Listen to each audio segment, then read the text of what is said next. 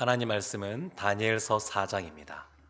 다니엘서 4장 1절부터 18절까지의 말씀입니다.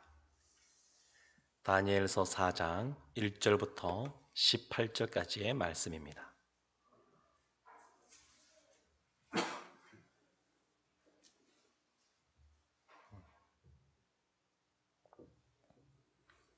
다니엘서 4장 1절부터 18절까지의 말씀을 저와 여러분이 한 절씩 교독하겠습니다. 나 느부갓네살 왕은 천하에 거주하는 모든 백성들과 나라들과 각 언어를 말하는 자들에게 조서를 내리노라. 원하노니 너희에게 큰 평강이 있을지어다. 지극히 높으신 하나님이 내게 행하신 이적과 놀라운 일을 내가 알게 하기를 즐겨하노라. 참으로 크도다 그의 이적이여, 참으로 능하도다 그의 놀라운 일이여. 그의 나라는 영원한 나라요, 그의 통치는 대대에 이르리로다. 나 느부갓네살이 내 집에 편히 있으며 내 궁에서 평강할 때에 한 꿈을 꾸고 그로 말미암아 두려워하였으니 곧 내 침상에서 생각하는 것과 머릿속으로 받은 환상으로 말미암아 번민하였었노라. 이러므로 내가 명령을 내려 바벨론의 모든 지혜자들을 내 앞에 불러다가 그 꿈의 해석을 내게 알게 하라 하였더라. 그때에 박수와 술객과 갈대아 술사와 점쟁이가 들어왔으므로 내가 그 꿈을 그들에게 말하였으나 그들이 그 해석을 내게 알려주지 못하였느니라. 그 후에 다니엘이 내 앞에 들어왔으니 그는 내 신의 이름을 따라 벨드사살이라 이름한 자요, 그의 안에는 거룩한 신들의 영이 있는 자라.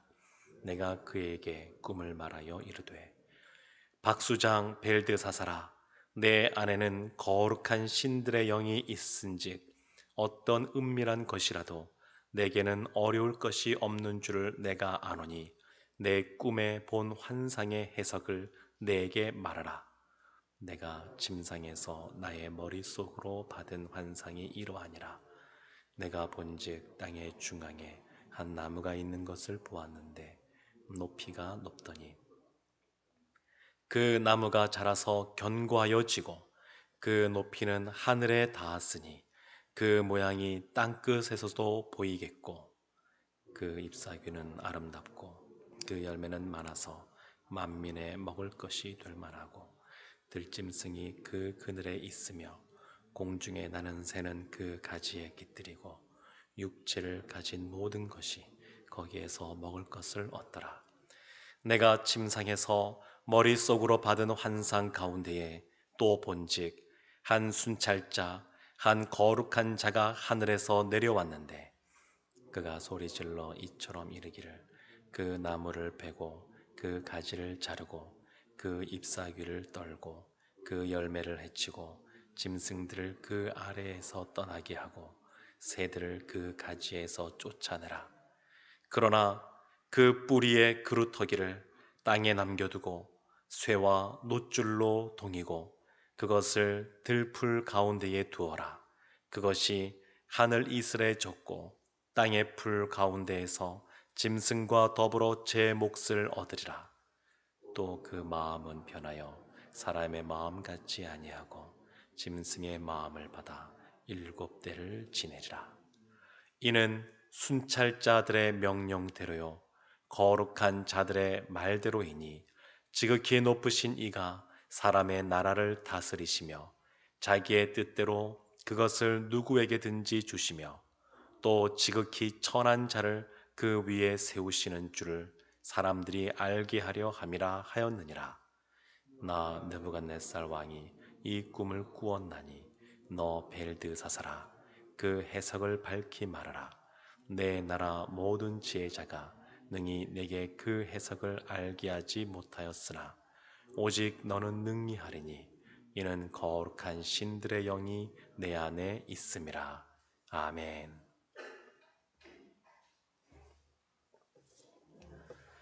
사랑하는 성도 여러분, 어젯밤에 편히 주무셨습니까? 혹시 꿈은 꾸지 않으셨나요?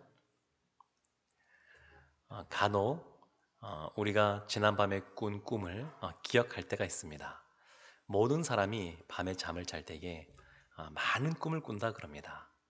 그런데 뭐 다 기억나는 것은 아니고 어쩌다가 그 꾼 꿈이 기억나기도 하고, 대부분은 별 의미가 없는 그러한 꿈들이지만 간혹 가다가 어떤 분들은 꿈을 꾸면 뭐 복권을 산다, 뭐 그런 분들도 간혹 만날 때가 있는데, 이 꿈과 관련하여 예수님이 이 땅에 오셔서 하나님 나라의 말씀을 증거하시고 가르치시기 이전과 이후로 조금 구분이 되어집니다.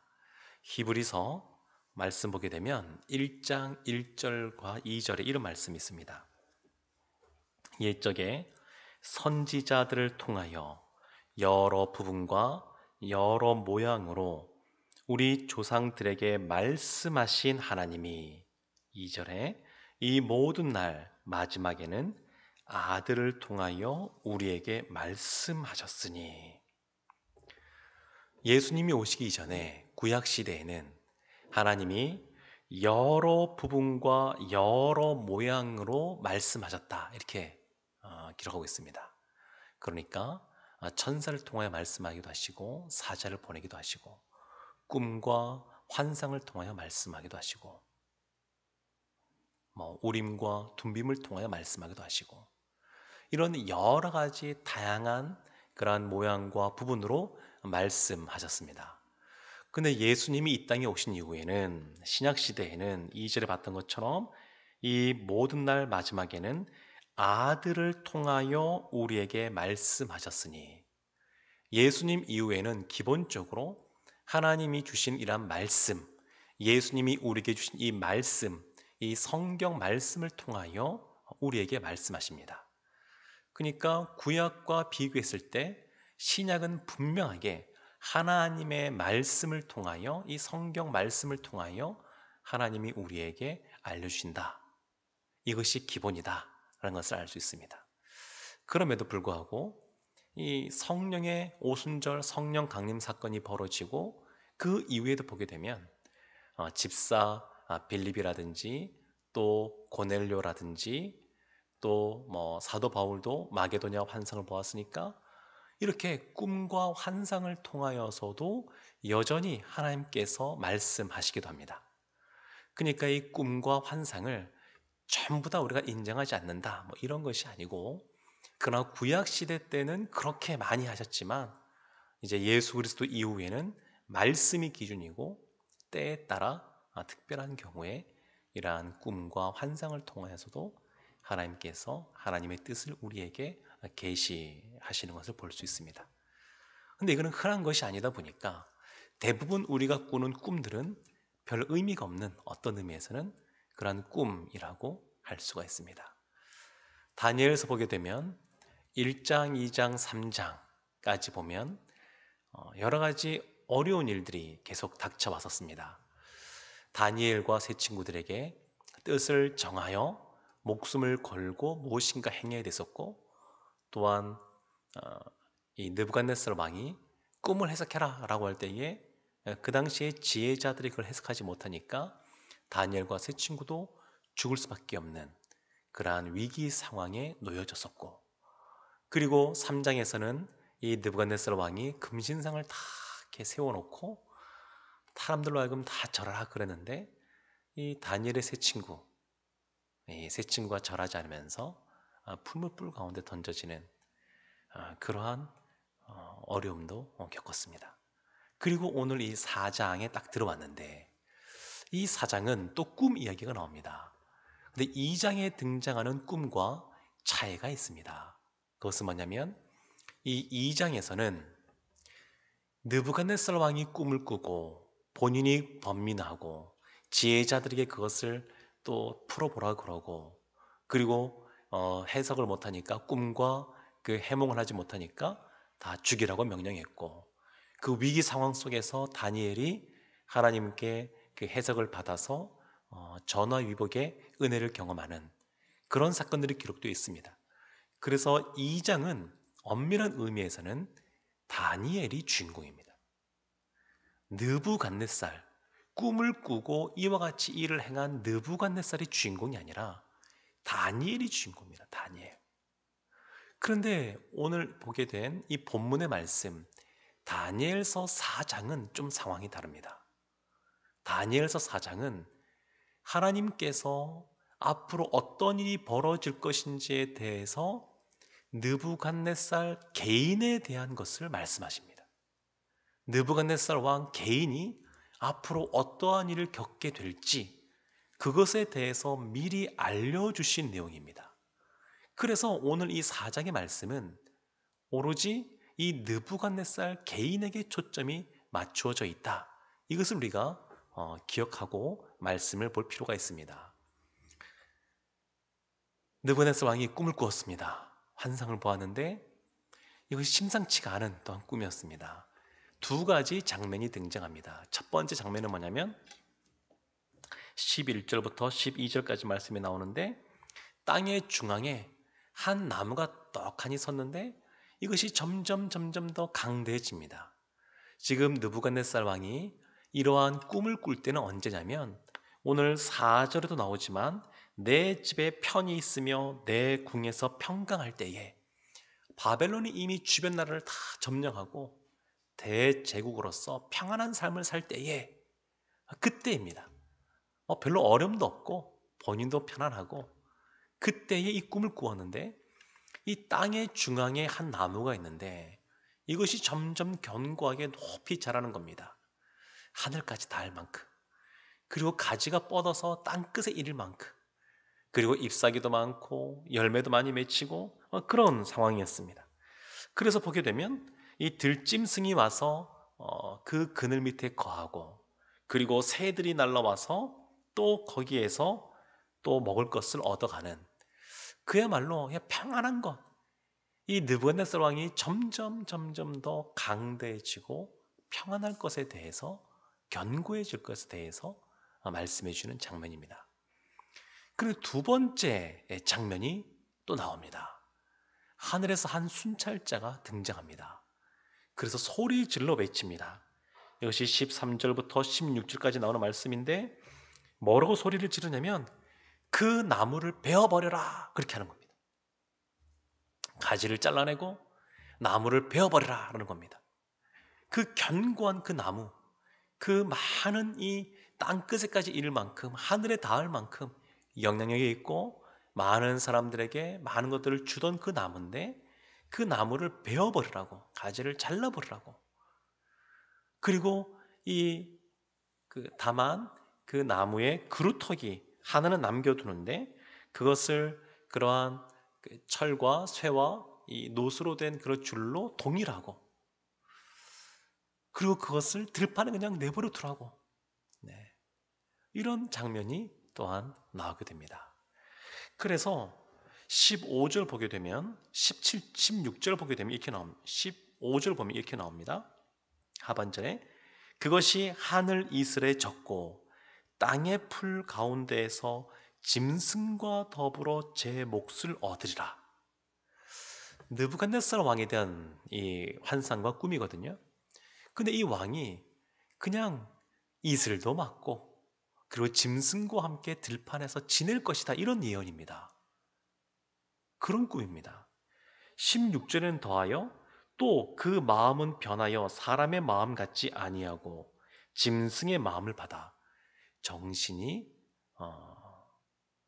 이상형 옵니다. 정신에. 그래서 이것이 뭐가 뭔지 분별하지 못하는 본인이 지금 어떤 상황이 있는지 못하는 그냥 우리가 흔히 다른 실패하면 정신이 온전하지 못한 그 상태가 너무 심한 그런 사람이 될 것이라는 겁니다. 그리고 그 해가 7대를 지내리라. 7년 동안 약간 미치광이처럼 본인이 뭘 하는지도 모르고 그냥 들짐승들과 함께 이슬을 맞고 그것을 뒹구는 이러한 비참한 삶을 살게 될 것에 대해서 하나님께서 꿈을 보여주시는 겁니다. 그러니까 이 느부갓네살 왕의 마음이 번민이 생길 수밖에 없습니다. 지혜자들을 불러와라, 또 그들에게 또 해몽해 봐라 했는데 누구도 속 시원하게 해석해 준 사람 없습니다. 그러니까 그의 이전에도 꿈을 해석해 주었던 그 다니엘, 벨드사살이라고 하는 것은 바벨론의 신 벨, 그 벨, 그 이름을 넣어서 다니엘 이름을 바꾸어 썼는데 그 다니엘이 결국 이 꿈을 해석해 주게 됩니다. 사랑하는 성도 여러분, 지금 이 말씀은 느부갓네살 개인에게 초점이 맞추어져 있습니다. 근데 느부갓네살 왕이 어떤 사람입니까? 그 사람은 이방인입니다.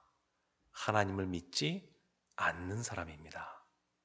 하나님 앞에 신실하게 정직하게 행하는 사람이 아니라 여전히 우상신을 섬기고 또 하나님 앞에 죄악을 범하는 사람입니다.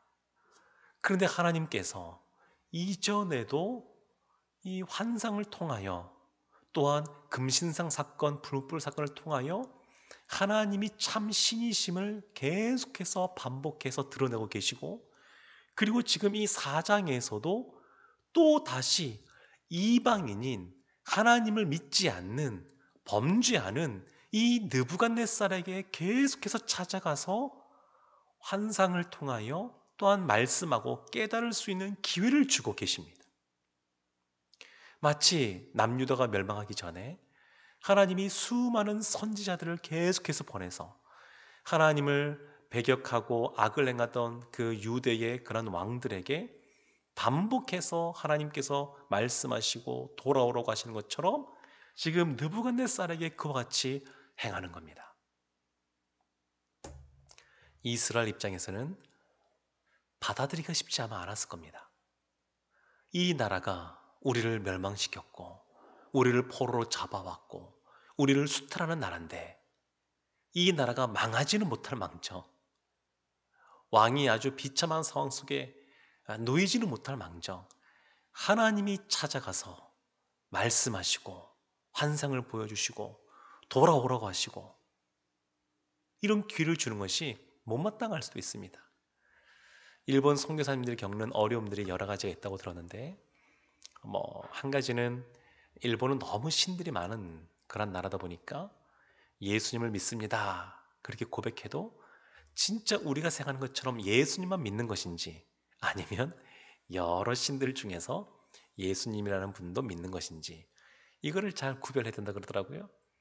또 일본이라는 나라는 너무 경제적으로 부유하니까 또 그 사람들은 또 우리와 똑같이 아시아에 산다고 생각하지 않고 특별하다고 생각하니까, 더군다나 또 우리 국내와 관련해서 보면 한국 교회의 신자들도 일본이 회개하고 돌아오는 것에 대해서 그렇게 그 흔쾌하게 그 마음에서 간절하게 기도하는 분이 생각보다 많지 않다 그럽니다. 일본 선교사님들, 그분들이 겪는 어려움이라 그러는데 이 바벨론의 왕이 멸망받아 마땅한데 하나님이 계속해서 기회를 주시는 겁니다. 기회를. 돌아오라고. 돌아오라고.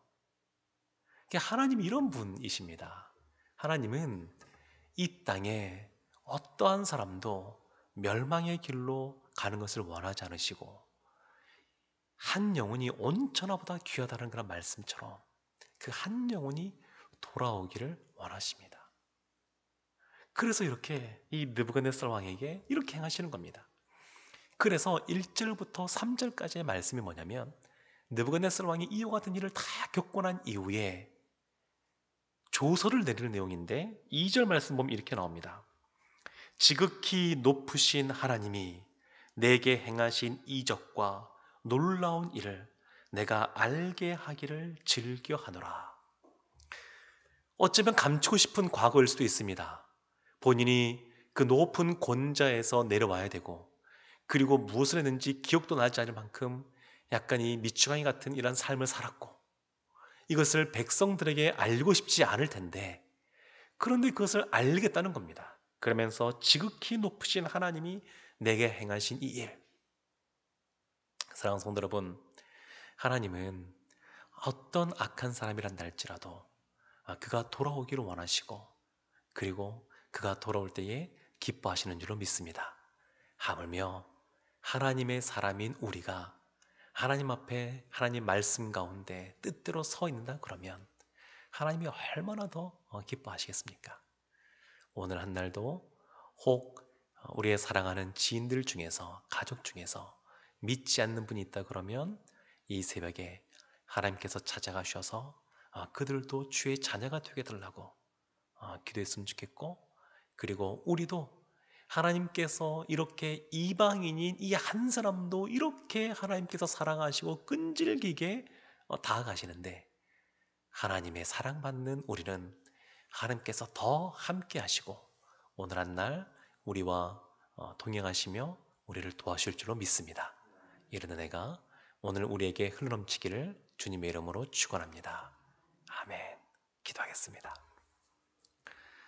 하나님, 느부갓네살 왕을 하나님께서 포기하지 않으시고 우리는 이해할 수도 없는 놀라운 사랑으로 그를 품으시고 돌아오도록 이끄셨는데, 하나님, 이미 하나님께 나온 우리는 얼마나 하나님 앞에 많은 사랑을 받고 있는지 다시 한 번 더 주님 앞에 감사하며 나아가기를 원합니다.